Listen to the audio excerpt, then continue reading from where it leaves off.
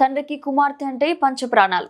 ఆమె 2 నెలల కిందట ఆత్మహత్య చేసుకుంది. అందుకు కారణం చేతబడిగా భావించిన ఆ తండ్రి దారుణానికి ఒడిగట్టాడు. కుమార్తెకు చేతబడి చేసింది తన తండ్రి అని అనుమానం పెంచుకుని సొంత తండ్రినే హతమార్చాడు. ఈ ఘటన నాగర్ కర్నూలు జిల్లా కల్వకుర్తిలో సంచలనంగా మారింది.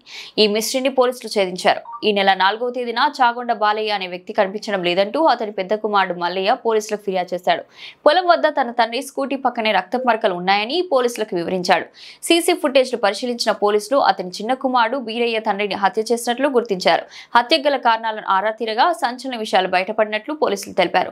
వీరయ్య కుమార్తె ఇటీవల ఆత్మహత్యకు పాల్పడింది. ఆమె మరణించడానికి తండ్రి బాలయ్య చేతబడి వేయడానికి కారణమని భావించిన వీరయ్య తండ్రిని ఎలాగైనా హతమార్చాలని పన్నాగం పన్నారు. ఈ నెల 3న పొలం వద్దకు వెళ్లిన తండ్రిపై వీరయ్య కర్రతో దాడి చేసి హత్య చేసినట్లు పోలీసులు గుర్తించారు. మృతదేహాన్ని వరుసకు మేనల్లుడయ్యే వ్యక్తి సహాయంతో కార్ డిక్కీలో కుక్కి తీసుకువెళ్లి డిండి చింతపల్లి బ్రిడ్జ్ దగ్గర తలా మొండం వేరు చేసి పడేసినట్లు పోలీసులు వెల్లడించారు.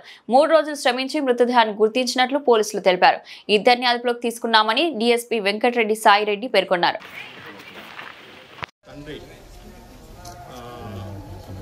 చాగొండ బాలయ్య 75 సంవత్సరాల వయసు గల వ్యక్తి ఇంటి నుంచి 3వ తారీఖు 3 గంటల ప్రాంతంలో ఇంటి నుంచి బయలుదేరి వ్యవసాయ భూమికి వెళ్ళాడని, ఆ తర్వాత నుంచి కనిపించలేదని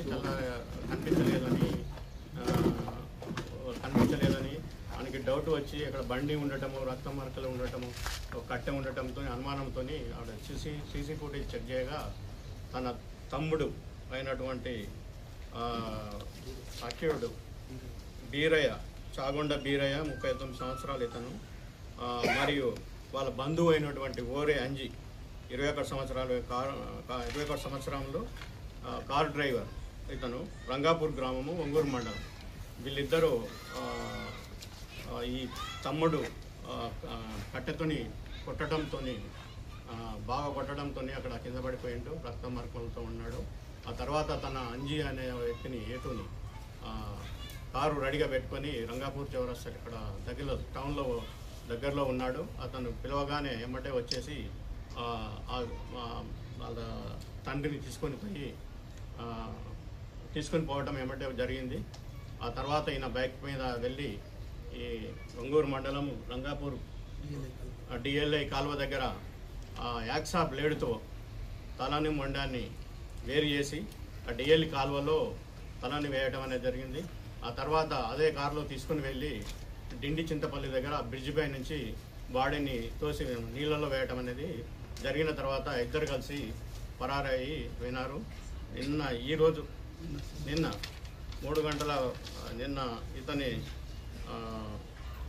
దేవో గారు నాగార్జున గారు ఈ నమ్మదగిన సమాచారంతో వీళ్ళిద్దరిని కారుతో సహా పట్టుకోవడం అనేది జరిగింది. పట్టుకొని వచ్చినాక తనని కన్ఫెషన్లో విచారించగా ఏమని చెప్పిందంటే, ఇది వాళ్ళని ముందు వేసుకున్న ప్రకారంగానే ముందు ప్లాన్ ప్రకారంగానే అతని తండ్రిని చంపటము, ఇతని కారు అవైలబిలిటీ ఉండమని చెప్పడం, ఏటుకు ఇద్దరు కలిసి తీసుకొని చంపి తీసుకొని పోవడం అనేది జరిగింది.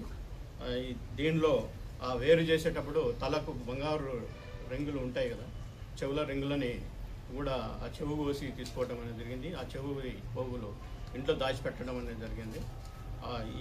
ఈ కన్ఫెషన్లో భాగంగా మేము స్విఫ్ట్ డిజైరు, దానికి మొండాన్ని వేడి చేయడానికి ఉన్నటువంటి hacksaw blade and Honda bike, 4 చెవి పోగులు బంగారు దిన్నులు, వీళ్ళ యొక్క సెల్ ఫోన్లు అనేటువంటిది సీజ్ చేయడం అనేది జరిగింది. ఈరోజు వీళ్ళని ప్రొడ్యూస్ చేయడం అనేది జరుగుతుంది. ఎప్పుడు పడటం అనేది జరగదు, తండ్రి ఎప్పుడు అదొకటి.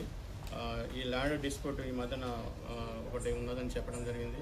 దానిలో కాకుండా ఇంకొక ప్రధాన కారణం, ఈ 16 ఏళ్ళ అమ్మాయి ఏవైతే ఏమని ఉన్నాడో బీరయ్య, ఒక 16 ఏళ్ళ అమ్మాయి 2 నెలల క్రితం చనిపోవడం జరిగింది.